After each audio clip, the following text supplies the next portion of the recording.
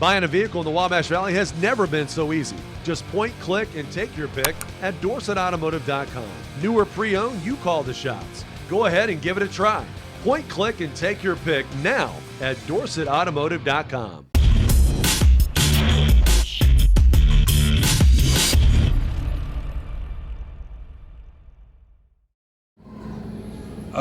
I couldn't be happier. I thought our guys from tip to buzzer absolutely played their tails off, played very unselfishly, played tough and competitive. We knew what we were coming into tonight. There's no one I respect more than Coach Cruz. He switched back to his normal motion stuff that he's always been. Very, very difficult to guard. His team takes stuff away from you and plays more physical than anybody we've played on our schedule, and we've played some good teams. So for us to come in here and get a win, because they needed a win. I knew we were going to get their best shot because they needed a win. But with so many tremendous contributions, and then you look at number 11 there in blue. Just he gets criticized for some of his play and some things he does, but I would not trade him for anybody. Greg, that surge at the beginning of the second half, would you characterize that as the best combination of offense and defense that you've played at one time? Yeah, but I think our defense was really good in the first half there for the most part, Todd.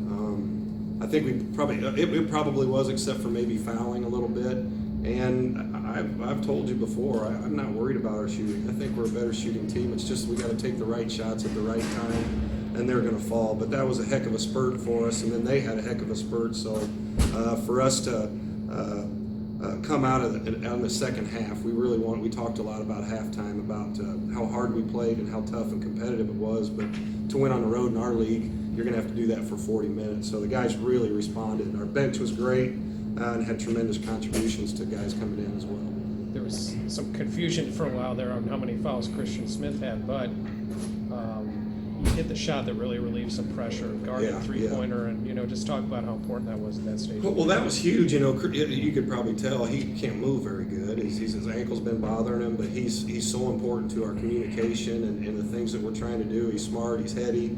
Went in there and got some big rebounds for us, but he wasn't moving very good. And with him out of the game, that hurt us quite a bit when he got that third foul in the first half. But that's just senior leadership right there, stepping up in a big moment. I was walking out of the locker room, and he said, "You can't hold me to zero the whole game." He's happy to get 3 points in a win compared to getting 25 points in a loss.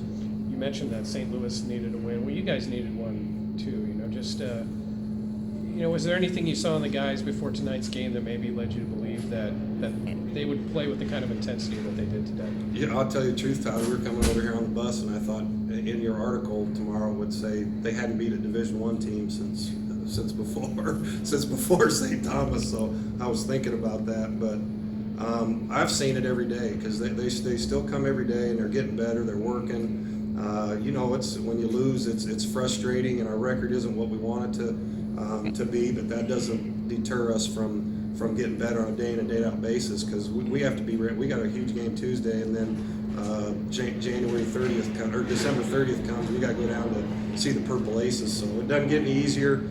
All we're trying to control is us getting better every day, and this is a good shot in the arm for us to put a spring back in their step.